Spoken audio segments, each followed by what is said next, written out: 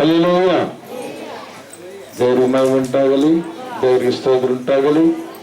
ಯೆಶಾಯನ ಬರೆದ ಗ್ರಂಥ 48ನೇ ಅಧ್ಯಾಯ 18ನೇ ವಚನ. ಚೈತ್ರ ಮಾಸ ಆರಂಭ ಪ್ರಿಯರೇ. ಇಸ್ರಾಯೇಲ ಜನಾಂಗದವರು ಕೂಡ ಹೊಸ ವರ್ಷ ಒಂದು ಸಂಭ್ರಮ ಪ್ರಿಯರೇ.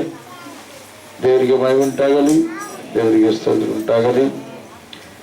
18ನೇ ವಚನ. ನೀನು ನನ್ನ ಆಜ್ಞೆಗಳನ್ನು ಕೇಳಿದ್ದರೆ ಎಷ್ಟೋ ಚೆನ್ನಾಗಿತ್ತು. ಆಜ್ಞೆಗಳನ್ನ ಕೇಳಿದರೆ ಎಷ್ಟೋ ಚೆನ್ನಾಗಿತ್ತು. ಹಲ್ಲೆಲೂಯ. ನಿನ್ನ ಸುಖವು ದೊಡ್ಡ ನದಿಯಂತೆಯೂ ನಿನ್ನ ಕ್ಷೇಮವು ಸಮುದ್ರದ ಅಲೆಗಳ ಹಾಗೂ ಏರುತ್ತಿದ್ದವು. 2 ಗಂಟೆಗೆ ಚೋಳಿ. ಇವತ್ತು ಯಾರ್ಯಾರು ಪ್ರಾರ್ಥನೆಯಲ್ಲಿ ಭಾಗವಹಿಸಿದರೆ ನಮಗೆ ಅದ್ಭುತವಾಗಿರ್ತಕ್ಕಂಥ ದೇವರ ಒಂದು ಆಶೀರ್ವಾದದ ನುಡಿ. ದೇವರು ಒಂದ್ಸಲ ಮಾತಾಡಿದರೆ ಪ್ರಿಯವಾದವರೇ ಅದು ಕಾರ್ಯರೂಪ ಆಗಿಬಿಡುತ್ತೆ ಪ್ರಿಯರೇ. ಒಂದ್ಸಲ ಮಳೆಗೆ ನೀರಿಗೆ ಅಪ್ಪಣೆ ಕೊಟ್ಟರೆ ಆಕಾಶದೊಳಗಿಂದ ನೀರು ಭೂಮಿಯೆಲ್ಲ ತಣಿಸುವ ರೀತಿ ಆಗುತ್ತೆ. ಒಂದೇ ಒಂದು ಕ್ಷಣದಲ್ಲಿ ಕಾರ್ಯ ಮಾಡ್ತಾರೆ ದೇವ್ರ ಮಾತಾಡುವಂಥದ್ದು. ಈ ವರ್ಷವೆಲ್ಲ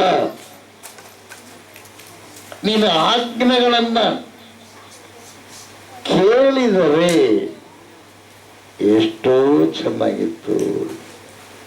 ಯಾರ ಆಜ್ಞೆಗಳ ಅಂದ್ರೆ ಅನೇಕರು ಆಜ್ಞೆಗಳನ್ನು ಕೇಳಿಲ್ಲ ಅಂತ ಅರ್ಥ, ಅಲಕ್ಷ್ಯ ಮಾಡಿದ್ದೀರಿ ಅಂತ ಅರ್ಥ.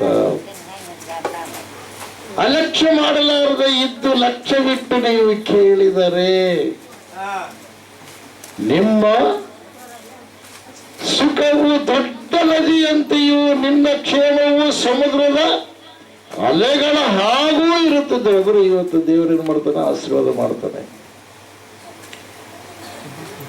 ನದಿಯ ಹಾಗೆ ನದಿ ಪ್ರಶಾಂತವಾಗಿರುತ್ತೆ ಪ್ರೇಯರ್.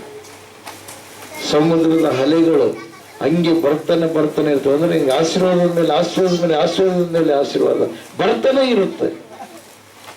ನಿನ್ನ ಜೀವಿತ ಸುಖ ಸಂತೋಷದ ತುಂಬಿ ತುಳುಕುವಂತ ದೇವರು ಮಾಡ್ತಾರಂತೆ. ಈ ವಾಗ್ದಾನವು ದೇವರು ಸಭೆಯಲ್ಲಿರ್ತಕ್ಕಂಥ ಎಲ್ಲರ ಜೀವಿತದಲ್ಲಿಯೂ ನೆರವೇರಿಸೋದು. ಆಮೇಲೆ ಬೋಲೋ ಕ್ರಿಸ್ತ ಮಹಾರಾಜ ಕ್ರಿಸ್ತ. ಈ ಸಮಯದಲ್ಲಿ